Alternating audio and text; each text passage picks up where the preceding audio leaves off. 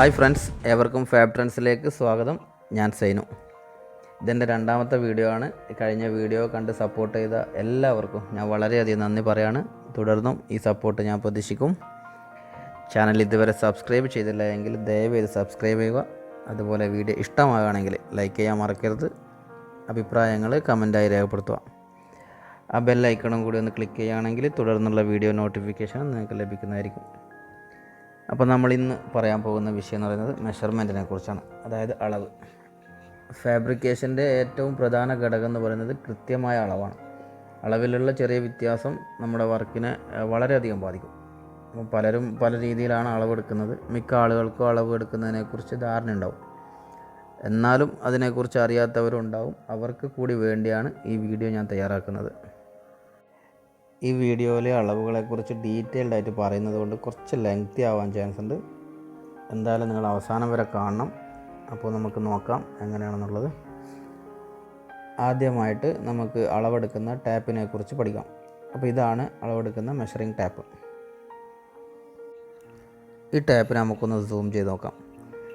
Okay, ഇപ്പോൾ ഇതിൽ മോൾ ഭാഗം 1 2 3 4 എന്നുള്ള ഒരു വലിയ ഡിസ്റ്റൻസ് വിട്ടിട്ടുള്ള അളവ് നമ്മൾ ഇഞ്ച് എന്ന് പറയും. അതിൻ്റെ തന്നെ താഴ്ഭാഗത്ത് ചെറിയ ചെറിയ ഡിസ്റ്റൻസ് വിട്ടിട്ട് 1 2 3 4 5 6 എന്നങ്ങനെ തുടങ്ങുന്നുണ്ട്. അപ്പോൾ അതിനെ നമ്മൾ സെൻറ്റിമീറ്റർ എന്ന് പറയും. ഓക്കെ, അപ്പോൾ ഇതാണ് നമ്മൾ ടാപ്പിൽ കോമൺ ആയിട്ട് കണ്ടുവരുന്നത്. രണ്ട് അളവുകളാണ്, ഇഞ്ചും സെൻറ്റിമീറ്ററും. നമുക്ക് ആദ്യമായിട്ട് ഇഞ്ചിനെ പരിചയപ്പെടാം. അപ്പോൾ അതിൽ ഒരു ഇഞ്ചിനെ വലുതാക്കി വരച്ചതാണ് നമ്മൾ ഈ ചിത്രത്തിൽ കാണുന്നത്. അപ്പോൾ ഇതിനെ നമ്മളൊരു 8 ഭാഗമാക്കിയിട്ട് അടയാളപ്പെടുത്തിയിട്ടുണ്ട്. 16 ലൈൻ ഇട്ടിട്ടുണ്ടെങ്കിലും 8 ഭാഗം മാത്രമേ ഞാൻ അടയാളപ്പെടുത്തിയിട്ടുള്ളൂ. ഫസ്റ്റ് സ്റ്റെപ്പ് നോക്കിയാൽ മനസ്സിലാവും. അതിൻ്റെ ഇടപെട്ട ചെറിയ ലൈനുകളൊക്കെ ഞാൻ തൽക്കാലം മാറ്റി വെച്ചിട്ടുണ്ട്. അപ്പോൾ ഇതിനെ 8 ഭാഗമാക്കിയാൽ 1 2 3 4 5 6 7 ഇത് നമ്മൾ കോമൺ ആയിട്ട് ഉപയോഗിക്കുന്നത് 1/8, 2/8, 3/8, 4/8, 5/8, 6/8, 7/8, പിന്നെ 1 ഇഞ്ച്. ഇങ്ങനെയാണ് ഒരു ഇഞ്ചിനെ നമ്മൾ ഡിവൈഡ് ചെയ്യുന്നത്. ഇപ്പോൾ സെക്കൻഡ് സ്റ്റെപ്പിൽ നോക്കിയാൽ നമുക്ക് മനസ്സിലാവും. അതിനെ തന്നെ നമ്മൾ കാഷ്വലായിട്ട് ഉപയോഗിക്കുന്ന ഇതെങ്ങനെയാണെന്ന് വെച്ചാൽ 1/8, പിന്നെ ഉള്ള 2/8 നമ്മൾ 1/4 ഇഞ്ച് എന്ന് പറയും. പിന്നെ 3/8, പിന്നെ ഉള്ള 4/8 1/2 ഇഞ്ച് എന്ന് പറയും. പിന്നെ 5/8 കഴിഞ്ഞാൽ പിന്നെ 6/8 നമ്മൾ 3/4 ഇഞ്ച്, 7/8 1 ഇഞ്ച്. അപ്പോൾ കോമൺ ആയിട്ട് നമ്മളിത് മനസ്സിലാക്കി വെക്കേണ്ടത് 2/8 1/4 ഇഞ്ച്, 4/8 1/2 ഇഞ്ച്, 6/8 3/4 ഇഞ്ച് 1 ഇഞ്ച്. അപ്പോൾ ഈ 1 ഇഞ്ചിൻ്റെ ഉള്ളിൽ അടങ്ങിയിരിക്കുന്ന മെയിൻ ഘടകങ്ങളാണ് ഇത്. തേർഡ് സ്റ്റെപ്പിലാണ് അത് ഞാൻ കൊടുത്തിട്ടുള്ളത്. ഓക്കെ, പിന്നെ നമുക്കിതിനെ കൂടുതൽ ഡീറ്റെയിൽ ആയിട്ട് പഠിക്കാം. അതായത് ഇപ്പോൾ നമ്മൾ 8 ഭാഗമാക്കിയതിനെ നമുക്കിനി അതിനെ കൂടുതൽ ഭാഗമാക്കിയിട്ട് എങ്ങനെയാണ് അതിൻ്റെ കാര്യങ്ങളെന്നുള്ളത് നോക്കാം. ഓക്കെ, അപ്പോൾ നമ്മൾ ഈ ഇഞ്ചിനെ 32 ഭാഗമാക്കിയിട്ട് അടയാളപ്പെടുത്തിയിട്ടുണ്ട്. അപ്പോൾ അത് എങ്ങനെയാണെന്നുള്ളത് നമുക്ക് നോക്കാം. ഈ 32 ഭാഗമാക്കിയിട്ടുള്ളതിന് നമുക്ക് 16 ഭാഗമാക്കിയത് നമുക്ക് ആദ്യം പഠിക്കാം. അപ്പോൾ ഫസ്റ്റ് സ്റ്റെപ്പ് നോക്കി കഴിഞ്ഞാൽ അതിൽ വലിയ ലൈനുകൾ മാത്രം അടയാളപ്പെടുത്തിയത് നോക്കാം. അത് ചെറിയ ഒന്നിടപെട്ട ലൈനുകൾ ഒഴിവാക്കിയിട്ട് വലിയ ലൈനുകൾ 1 2 3 4 5 6 എന്ന് 14 15 വരെ എഴുതിയിട്ടുണ്ടാവും. അപ്പോൾ അതിനെ നമ്മൾ ഈ 16 വരെയുള്ളതിനെ നമ്മൾ എങ്ങനെ വിളിക്കുന്നു എന്നുള്ളത് നോക്കാം. അതായത് സ്റ്റെപ്പ് 2 നോക്കിയാൽ മനസ്സിലാവും. 1/16, 2/16, 3/16, 4/16, അങ്ങനെ 15/16 വരെ. 16/16 ആണ് 1 ഇഞ്ച്. അതായത് 15/16 കഴിഞ്ഞാൽ പിന്നെ 1 ഇഞ്ച്. പിന്നെ നമ്മൾ കോമൺ ആയിട്ട് ഉപയോഗിക്കുന്നത് 1/16 കഴിഞ്ഞാൽ 1/8, 3/16 കഴിഞ്ഞാൽ 2/8. അതല്ലാതെ നമ്മൾ 216 എന്ന് പറയത്തില്ല, കാരണം 216 പകരം 1/8, അത് കഴിഞ്ഞാൽ 316 പകരം 2/8, 316 കഴിഞ്ഞാൽ പിന്നെ ഉള്ളത് 2/8, 516 കഴിഞ്ഞാൽ 3/8. അങ്ങനെ 1/8, 2/8 കഴിഞ്ഞിട്ടുള്ള അതിൻ്റെ നടുവിലുള്ള ഭാഗത്തിനാണ് നമ്മളെപ്പോഴും ഈ 16 വെച്ച് പറയാം. പിന്നെ ഞാൻ കഴിഞ്ഞ ഇതിൽ പറയാൻ വിട്ടുപോയൊരു കാര്യമുണ്ട്. നമ്മൾ 1/8, 2/8 എന്നൊക്കെ പറയുന്നത് നമ്മളെ നാടൻ പ്രയോഗത്തിൽ 1 നൂല്, 2 നൂല്, അപ്പോൾ അങ്ങനെ 8 നൂലാണ് നമ്മളൊരു ഇഞ്ചായിട്ട് കണക്കാക്കുന്നത്. ഓക്കെ, അപ്പോൾ നാടൻ പ്രയോഗത്തിൽ നമ്മൾ 1 നൂല്, 2 നൂല് എന്നൊക്കെ പറയാം. അപ്പോൾ ഈ 1/2 നൂലാണ് 1/16, 1/2 നൂലാണ് 3/16, 2/2 നൂലാണ് 5/16. അപ്പോൾ നമ്മൾ അളവൊക്കെ കൊടുക്കുമ്പോൾ നമ്മൾ 2.5 നൂല് 3 നൂല് എന്ന് പറയുന്ന അതിനെക്കാട്ടി നല്ലത് 5/16, 7/16, 9/16 എന്ന് കൊടുക്കുന്നതാണ്. ഓക്കെ, അപ്പോൾ അര ഇഞ്ചിന് നമ്മൾ ഒരിക്കലും എന്ത് പറയില്ല, 8/60 എന്ന് പറയില്ല. അപ്പോൾ അതിനെ 4/8 എന്നേ പറയുള്ളൂ. പക്ഷേ അര ഇഞ്ച് കഴിഞ്ഞിട്ടുള്ള അര നൂലാണെങ്കിൽ നമ്മളെന്ത് പറയും, 9/60 എന്ന് പറയും.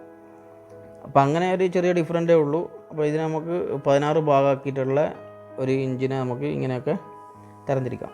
ഇനി ഇതിനെ തന്നെ നമ്മൾ കുറച്ചുകൂടെ ഡീറ്റെയിൽഡായിട്ട് 32 ഭാഗമാക്കുകയാണെങ്കിൽ എങ്ങനെയാണെന്നുള്ളത് സ്റ്റെപ്പ് 4 നോക്കിയാൽ നിങ്ങൾക്ക് മനസ്സിലാവും. അതിലെ ചെറിയ ലൈനുകളെല്ലാം അടയാളപ്പെടുത്തിയിട്ടുണ്ട്. 1, 3 ചെറിയ ലൈന് മാത്രം നോക്കിയാൽ മനസ്സിലാവും. 1, 3, 5, 7, 9, 11, 13, 18 അങ്ങനെ പോകുന്നുണ്ട്. ഓക്കെ, അപ്പോൾ 1/32, അത് കഴിഞ്ഞാൽ പിന്നെ 3/32, 3/32, 5/32. ഇത് ഈ 1/16 പകുതിയാണ്. 1/16 നമ്മളിപ്പോൾ പഠിച്ചല്ലോ. അപ്പോൾ അതിൻ്റെ പകുതിയാണ് ഈ 1/32 എന്ന് പറയുന്നത്. അത് എപ്പോഴൊന്നും ഉപയോഗിക്കില്ല, എങ്കിലും അത്യാവശ്യ ഘട്ടത്തിൽ നമ്മൾ ഉപയോഗിക്കുന്ന അളവാണ് ഈ 32. ഓക്കെ, അപ്പോൾ ഇത്രയാണ് ഒരു ഇഞ്ചിനെ കുറിച്ചിട്ട് നമുക്ക് വിശദമായിട്ട് പഠിക്കാനുള്ളത്. ഇനി ഇതിലെന്തെങ്കിലും മനസ്സിലാവാത്തുണ്ടെങ്കിൽ ചിത്രം ഡീറ്റെയിൽ ആയിട്ട് നോക്കിക്കഴിഞ്ഞാൽ കൃത്യമായിട്ട് മനസ്സിലാവുന്നതാണ്. ഓക്കെ, നമുക്ക് അടുത്തതായിട്ട് സെൻറ്റിമീറ്ററെ കുറിച്ച് പഠിക്കാം. ഓക്കെ, സെൻറ്റിമീറ്ററിന് കൂടുതലായിട്ട് പഠിക്കാനൊന്നുമില്ല, കാരണം എല്ലാവർക്കും അറിയുന്നതാണ്. എല്ലാവരും യൂസ് ചെയ്യുന്നത്, സ്കൂളിൽ പഠിക്കുന്നത് മുതലേ എല്ലാവരും സെൻറ്റിമീറ്റർ സ്കെയിലിൽ സെൻറ്റിമീറ്ററാണ് യൂസ് ചെയ്യുന്നത്. അതുകൊണ്ട് സെൻറ്റിമീറ്ററിനെ കുറിച്ച് കൂടുതൽ പറയേണ്ട ആവശ്യമൊന്നുമില്ല. സെൻറ്റിമീറ്ററിനെ കുറിച്ച് കൂടുതൽ പറയാനുമില്ല. ആകെ നമ്മൾ ഒരു സെൻറ്റിമീറ്ററിനെ വലുതാക്കി വരച്ചതാണ് ഈ കാണുന്നത്. അത് നമ്മൾ 10 ഭാഗമാക്കിയിട്ടുണ്ട്. ആ 10 ഭാഗത്തിൽ 1, 2, 3, 4, 9 വരെ എഴുതിയിട്ടുണ്ട്. ആ 9 വരെ ഉള്ളത് 1 mm, 2 mm, 3 mm, 4 mm, 1/2 centimetre, 6 mm, 7 mm, 8 mm, 9 mm, 1 centimetre. ഇപ്പോൾ MM എന്ന് പറഞ്ഞാൽ മില്ലിമീറ്റർ, CM എന്ന് പറഞ്ഞാൽ സെൻറ്റിമീറ്റർ. അപ്പോൾ ഈ സെൻറ്റിമീറ്ററിനെ കുറിച്ച് ഇത്രയേ ഉള്ളൂ പഠിക്കാൻ. അപ്പോൾ നമുക്ക് ഏകദേശം അളവുകളെക്കുറിച്ച് ഒരു വ്യക്തമായ ധാരണയായിട്ടുണ്ടാവും വിചാരിക്കുന്നു. ഓക്കെ,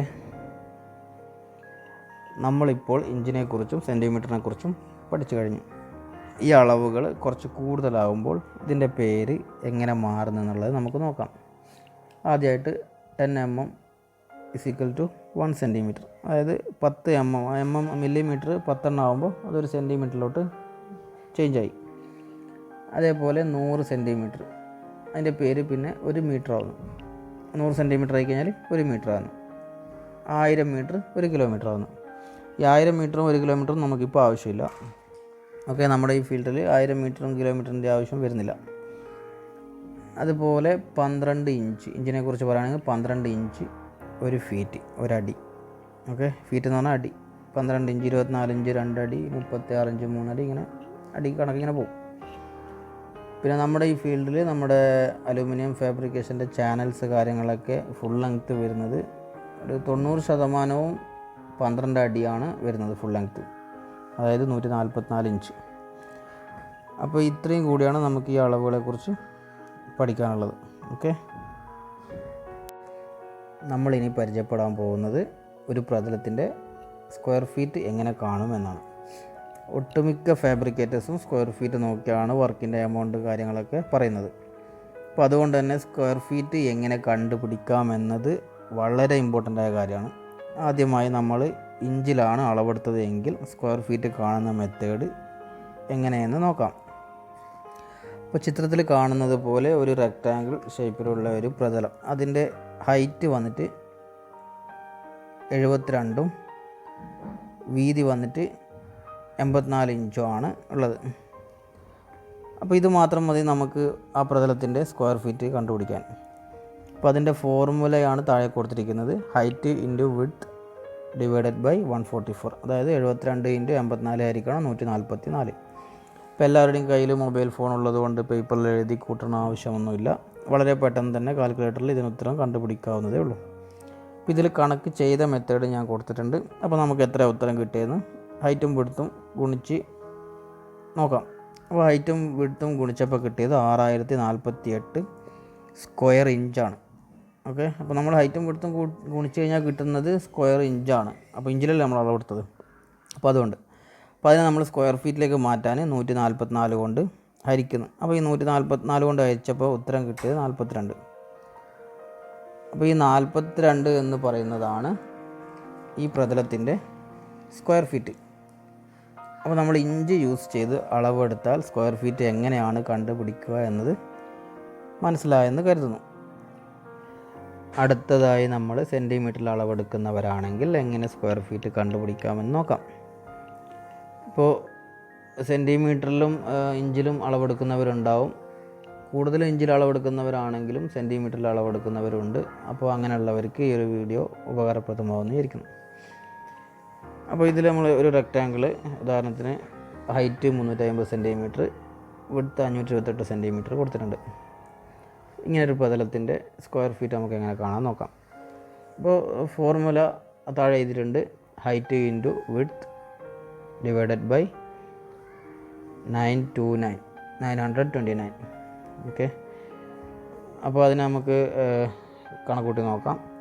അപ്പോൾ 350 ഹൈറ്റ് ഇൻറ്റു 528 ഹരിക്കണം 929.